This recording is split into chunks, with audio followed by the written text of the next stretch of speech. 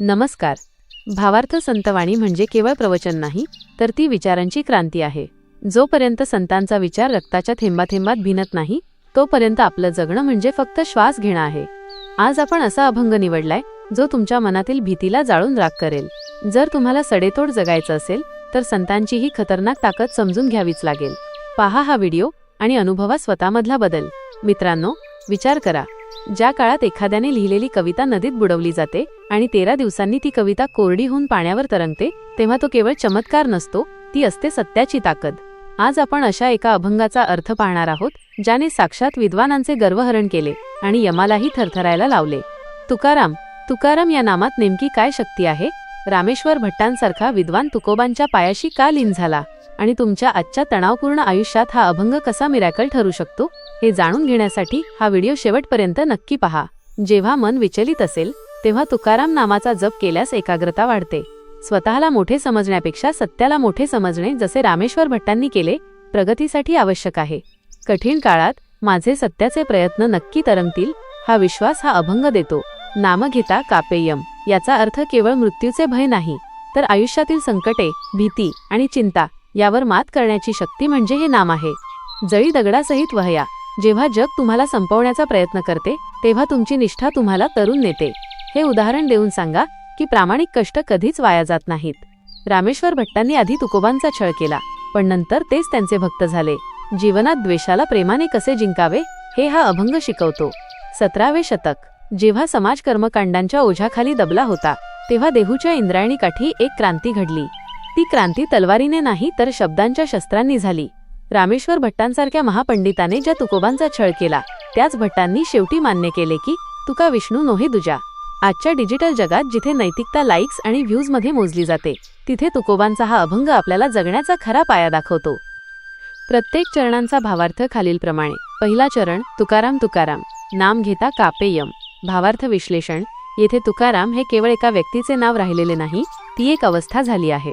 ज्याने आपल्या अहंकाराचा तुकडा नाश करून राम परमात्मा प्राप्त केला, तो तुकाराम. कापेयम याचा अर्थ असा नाही की यमराज प्रत्यक्ष समोर येऊन थरथर कापतो. यम म्हणजे काळाचे बंधन, भीती आणि मृत्यूचे दुःख. जेव्हा एखादा जीव तुकोबांसारख्या शुद्ध सात्विकतेचे नाम घेतो तेव्हा त्याच्या मनातील मृत्यूची भीती नष्ट होते. नैतिक धडा. निर्भयता. सत्य आणि नीतीवर चालणाऱ्या माणसाला कुणाचीही भीती उरत नाही. डिजिटल युगातील संदर्भ. आज यम म्हणजे मानसिक ताण, स्ट्रेस आणि अपेक्षांचे ओझे. लोक सतत FOMO, fear of missing out मध्ये जगतात. माझं काय होईल ही भीती घालवण्यासाठी स्वतःच्या सत्कर्मावर विश्वास ठेवणे म्हणजेच आजचे नामस्मरण. उदाहरणासहित स्पष्टीकरण. सोशल मीडियावर कुणीतरी टीका केली की तरुण पिढी नैराश्यात जाते. तुकोबांच्या विचारांप्रमाणे जर आपण स्वला सेल्फ आयडेंटिटी ओळखले तर अशा डिजिटल यमाची, टीकेची भीती वाटणार नाही. भ्रष्ट मार्गाने पैसे कमावणारे लोक ईडी किंवा कायद्याला घाबरतात, पण ज्याने तुकाराम सत्य जपले आहे तो निर्धास्त झोपू शकतो. समजा एखाद्या अंधाऱ्या खोलीत तुम्ही खूप घाबरलेले आहात, पण अचानक कोणीतरी दिवा लावला की अंधार जसा पळून जातो, तसेच तुकाराम या नामाच्या प्रकाशात भीतीचा अंधार पळून जातो. सध्याच्या काळात डिप्रेशन, अँझायटी आणि भविष्याची भीती हेच आधुनिक यम आहेत. तुकोबांचे विचार ही भीती घालवण्याचे सामर्थ्य ठेवतात. दुसरा चरण, धन्य तुकोबा समर्थ, जेणे केला हा पुरुषार्थ. भावार्थ विश्लेषण. समर्थ म्हणजे ज्याच्याकडे केवळ शारीरिक शक्ती नाही, तर ज्याच्याकडे आत्मबळ आहे. जो स्वतःच्या इंद्रियांवर आणि विकारांवर विजय मिळवतो तोच खरा समर्थ. सामान्य माणूस पैसा कमावणे किंवा सत्ता मिळवणे याला पुरुषार्थ मानतो, पण तुकोबांचा पुरुषार्थ वेगळा होता. जगाने विरोध केला, अपमान केला, तरीही सत्याची कास न सोडणे आणि ईश्वराशी एकरूप होणे हा त्यांनी गाठलेला परमोच्च पुरुषार्थ आहे. नैतिक धडा. कर्माची श्रेष्ठता. संकटात न डगमगता आपले कर्तव्य बजावणे. डिजिटल युगातील संदर्भ. आज इन्फ्लुएन्सर होणे सोपे आहे, पण समर्थ होणे कठीण. केवळ कीर्ती मिळवणे पुरुषार्थ नाही, तर आपल्या शब्दांतून कुणाचे तरी आयुष्य बदलणे हा खरा पुरुषार्थ आहे. उदाहरणासहित स्पष्टीकरण. ज्या डॉक्टरांनी आणि समाजसेवकांनी स्वतःचा जीव धोक्यात घालून हजारो जीव वाचवले, त्यांनी आधुनिक पुरुषार्थ गाजवला. सत्तेशी संघर्ष करून सामान्य माणसाला न्याय मिळवून देणारे कार्यकर्ते तुकोबांच्या या धैर्याचे उदाहरण आहेत. आजच्या काळात आपण यशस्वी उद्योजकांना किंवा खेळाडूंना समर्थ मानतो, पण तुकोबांनी दाखवून दिले की शून्यातून विश्व निर्माण करणे आणि समाजाला नीतिमत्ता शिकवणे हा सर्वात मोठा ब्रँड आहे. त्यांचा पुरुषार्थ म्हणजे अशक्य गोष्टीला भक्तीच्या जोरावर शक्य करणे. तिसरा चरण, जळी दगडासहित वहया जैशा तरियेल्या लाहया. भावार्थ विश्लेषण हे या अभंगातील सर्वात चमत्कारी आणि प्रतिकात्मक चरण आहे. अभंग लिहिलेल्या वह्या इंद्रायणीच्या डोहात बुडवण्यात आल्या होत्या. दगड हा जडत्वाचे प्रतीक आहे, तर पाणी हे संसाराचे. लाह्या कशा हलक्या असतात, त्या पाण्यात बुडत नाहीत. तुकोबांचे शब्द इतके पवित्र आणि अहंकार रहित होते की नियतीलाही निसर्गालाही त्यांचे वजन पेलता आले नाही. जेव्हा तुमचे विचार शुद्ध असतात तेव्हा संकटांचे दगड सुद्धा तुम्हाला बुडवू शकत नाहीत. उलट तुम्ही त्या संकटावर तरंगून वर येता. नैतिक धडा, सत्याचा विजय. सत्याला तुम्ही कितीही दाबण्याचा प्रयत्न केला तरी ते वर येतेच. डिजिटल युगातील संदर्भ. आज फेक न्यूज आणि प्रोपागंडाच्या काळात सत्याचा गळा घोटला जातो, पण एखादा छोटासा व्हिडिओ किंवा पुरावा सत्याला पुन्हा जगासमोर आणतो. डिजिटल अल्गोरिदमने कितीही दाबलं तरी सत्य व्हायरल होतच. उदाहरणासहित स्पष्टीकरण. सुरुवातीला सायकलवर रॉकेट नेणाऱ्या वैज्ञानिकांची जगाने थट्टा केली, पण त्यांचे विचार आणि मेहनत आज चंद्रावर तरंगणाऱ्या लाह्यांसारखी झळकत आहेत. मोठे उद्योग पर्यावरणाचा नाश लपवण्याचा प्रयत्न करतात, पण जमिनीतील विषारी पाणी किंवा हवेचे प्रदूषण हे सत्य कधीही लपत नाही, ते लोकांसमोर येतेच. आयुष्यात जेव्हा आपल्यावर आरोपांचे किंवा दुःखाचे डोंगर दगड कोसळतात, तेव्हा जर आपल्याकडे सत्य असेल तर आपण त्या परिस्थितीतून हलक्या लाह्यांसारखे सुरक्षित बाहेर पडतो. हे सत्याचे तरंगणे आहे. चौथा चरण, म्हणे रामेश्वर भट्ट द्विजा तुका विष्णू नोहे दुजा. भावार्थ विश्लेषण. रामेश्वर भट्ट हे तेच विद्वान पंडित होते ज्यांनी तुकोबांना त्रास दिला होता, पण जेव्हा त्यांनी तुकोबांची भक्ती पाहिली तेव्हा त्यांचा अहंकार विरघळला.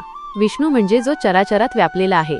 रामेश्वर भट्ट कबूल करतात की तुकाराम आणि विष्णू यांच्यात आता कोणताही फरक उरलेला नाही. एका कट्टर विरोधकाचे भक्त होणे हा तुकोबांच्या विचारांचा विजय आहे. नैतिक धडा, सर्वसमावेशकता आणि क्षमाशीलता. शत्रूलाही आपलासा करणे हेच देवत्व आहे. डिजिटल युगातील संदर्भ. आज कमेंट सेक्शनमध्ये लोक एकमेकांना शिव्या घालतात. कॅन्सल कल्चर वाढले आहे. मतभेद असूनही एकमेकांचा सन्मान करणे ही काळाची गरज आहे. उदाहरणासहित स्पष्टीकरण. 27 वर्षे तुरुंगात डांबणाऱ्या गोऱ्या सत्ताधाऱ्यांना त्यांनी बाहेर आल्यावर क्षमा केली आणि एकत्र राष्ट्र घडवले. हेच रामेश्वर भट्टांचे हृदय परिवर्तन आहे. सॉफ्टवेअरच्या जगात लोक आपले ज्ञान मोफत वाटतात, जेणेकरून दुसऱ्याचा फायदा व्हावा. स्पर्धेपेक्षा सहकार्याला महत्त्व देणे म्हणजे माणसात देव पाहणे.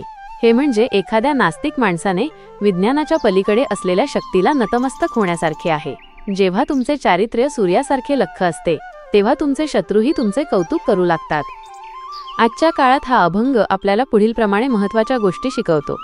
ज्याप्रमाणे वह्या पाण्यात बुडाल्या नाहीत, त्याप्रमाणे आजच्या धकाधकीच्या जीवनात कितीही ताणतणाव आले तरी माणसाने आपले मानसिक संतुलन आणि मूल्ये बुडू देऊ नयेत. आजच्या फेक न्यूज आणि खोटेपणाच्या जगात सत्य शेवटी तरुण येतेच हा विश्वास हा अभंग देतो. रामेश्वर भट्टांसारख्या विरोधकालाही प्रेमाने जिंकता येते हे तुकोबांनी शिकवले. कॅन्सल कल्चरच्या युगात द्वेषाला प्रेमाने उत्तर देण्याचा हा सर्वात मोठा धडा आहे. आज आपण कोणाचे विचार पटले नाहीत की त्याला बॅन करतो. तुकोबांच्या गाथा बुडवणे हे त्या काळातील कॅन्सल कल्चर होते, पण सत्य पुन्हा वर आले. हा अभंग आशा देतो की सत्याचा गळा दाबता येत नाही. नाम घेता कापे यम हे मंत्रासारखे वापरा. आजच्या स्ट्रेस आणि एन्झायटीच्या काळात तुकाराम हे नाव एक शांतता देणारे मेडिटेशन आहे. इंद्रायणीने वह्या परत केल्या याचा अर्थ जेव्हा तुम्ही निसर्गावर प्रेम करता तेव्हा निसर्ग तुमच्या पाठीशी उभा राहतो. अनुभवाचा अभंग. उदाहरणासहित कल्पना करा, एखादा विद्यार्थी परीक्षेत नापास झाला किंवा कोणाचे ब्रेकअप झाले. हे दुःखाचे वजन त्या व्यक्तीला नैराश्याच्या डोहात बुडवते. बुडवलेल्या गाथा. पण जर त्या व्यक्तीने तुकाराम या विचाराचा धैर्याचा आधार घेतला तर ते दुःख त्याला संपवू शकत नाही. तो पुन्हा उभा राहतो. हे पुन्हा उभे राहणे म्हणजेच गाथा पाण्यावर तरंगणे होय. तुमच्या आयुष्यात एखादे मोठे आर्थिक संकट किंवा वैयक्तिक दुःख, जड दगड आले आहे. सामान्य माणूस यात खचून जातो, बुडतो. पण ज्याच्याकडे तुकोबांसारखी भक्ती आहे तो म्हणतो, हे पांडुरंगा, हे तुझे आहे. ही शरणागती त्याला त्या संकटातही शांत ठेवते. संकट टळत नाही, पण ते त्याला बुडवू शकत नाही. तो त्यावरून तरंगून जातो. हाच तो वही तरंगण्याचा वैयक्तिक अनुभव आहे. सध्याच्या काळातील नवीन पिढीसाठी अभंगाचा संदेश. मित्रांनो, आज आपण स्ट्रेस, एन्झायटी अँड बर्नआउट बद्दल बोलतो. 17व्या शतकात तुकोबांनी यावर एक अल्गोरिदम शोधला होता. रामेश्वर भट्टांचा हा अभंग म्हणजे आपल्या मेंदूला रिसेट करण्याचे मॅन्युअल आहे. यम म्हणजे फक्त मृत्यू नाही, तर भविष्यकाळची भीती. आपण सतत उद्याची चिंता करतो. तुकोबा म्हणतात, वर्तमानात त्या परमतत्वाच्या नावात राहा. जर मन तिथे स्थिर असेल तर भीतीचा व्हायरस तुमच्या सिस्टीममध्ये शिरूच शकणार नाही. 9 ते 5 ची नोकरी आणि बँक बॅलन्स म्हणजे पुरुषार्थ नाही. खरी हसल आपल्या मनातील रागाशी आणि जेलसीशी आहे. जो स्वतःच्या भावनांचा मालक झाला तोच खरा समर्थ.